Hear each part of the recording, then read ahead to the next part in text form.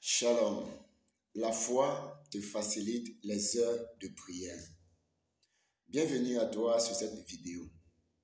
Si c'est ta première fois, je t'invite à liker, à commenter, à partager, surtout à t'abonner. La foi, comme on l'a dit dans la précédente vidéo, est une ferme assurance des choses qu'on espère, une démonstration de celles qu'on ne voit pas. La foi vient de ce qu'on entend et ce qu'on entend vient de la parole de Dieu. Nous sommes en train de parler sur comment grandir dans sa nouvelle vie chrétienne ou alors comment réussir sa nouvelle vie en Christ. Nous sommes sans ignorer que naître de nouveau, c'est le début d'une nouvelle vie en Christ. Et pour cela, comme on l'a dit dans notre précédente vidéo, si quelqu'un est en Christ, il est une nouvelle créature, les choses anciennes sont passées et toutes choses sont devenues nouvelles. Réussir sa vie chrétienne est le désir de Dieu. Pourquoi? Parce que Dieu sait ce qui est bon pour nous. Dieu est celui qui nous a créés et nous ne pouvons pas réussir notre vie si nous n'avons pas connaissance de son existence.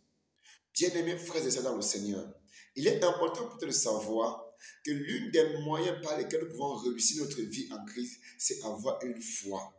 Car Dieu aime ceux qui ont la foi. Sans la foi, il est impossible de vivre le miracle. Alors, comment espères-tu impacter, influencer ce monde si tu n'es pas un homme de prière et un homme de foi? La foi est ce qui rend ta vie audacieuse auprès des esprits. La foi est ce qui te rend instoppable, inarrêtable auprès du monde des ténèbres. Alors si tu as la foi, tout est possible à celui qui croit. La foi est l'essence même qui motive ta vie chrétienne de tous les jours.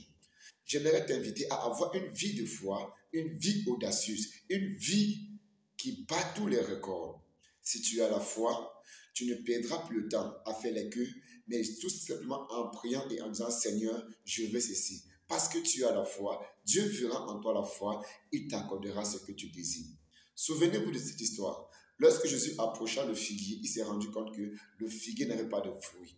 Jésus va dire que jamais on ne consomme quelque chose de toi. Ils sont partis. Le lendemain, en repassant, les disciples ont vu la scène et ont dit à Jésus, « Maître, le figuier que tu as maudit a séché. » Jésus leur a dit, « Si vous avez la foi, tout vous est possible. » Je finirai par te raconter ce témoignage. C'est une dame, j'aime trop cette histoire. Elle faisait sa prière matinale un jour et puis Dieu vient lui dire, fais une liste de tout ce que tu as besoin. Elle va faire la liste de tout ce qu'elle a besoin. Et elle dit à Dieu, voilà ça, Dieu lui dit, fais une liste de ce que tu n'as pas encore mangé et que tu aimerais encore manger. Elle fait la liste et elle part au supermarché. Elle n'a pas d'argent sur elle parce qu'elle a entendu la voix. Je l'ai dit, la foi vient de ce qu'on entend et ce qu'on entend vient de la parole de Dieu. Elle arrive au supermarché, elle fait les rayons. Dès qu'elle finit les rayons, de faire ses courses, elle va au niveau de la caisse. Arrivée proche de la caisse, on va faire les inventaires, on va faire calculer les calculs. Et puis après, la dame va lui dire, votre facture donne 500 €. La dame n'a pas 5 francs sur elle. Mais regardez ce qui va se passer.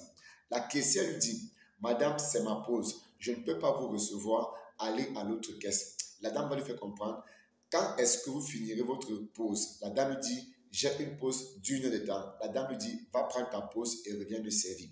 La dame est partie. La caissière est allée prendre la pause. Puis elle est revenue. Lorsqu'elle est revenue, la dame lui dit, c'est ici qu'on va me servir. Lorsqu'on fait tout, la caissière reconnaît ces choses. Elle dit, madame, votre facture fait 500 €. Elle dit, j'ai compris. Elle fait semblant d'ouvrir sa poche. Dans son cœur, elle dit, Seigneur, c'est toi qui m'as envoyé ici. À l'instant là, on annonce que la dame là ne doit pas payer sa facture. C'est ainsi qu'elle rentre chez elle pour avoir obéi à Dieu. Alors, la foi aussi vient de l'obéissance aux instructions de Dieu.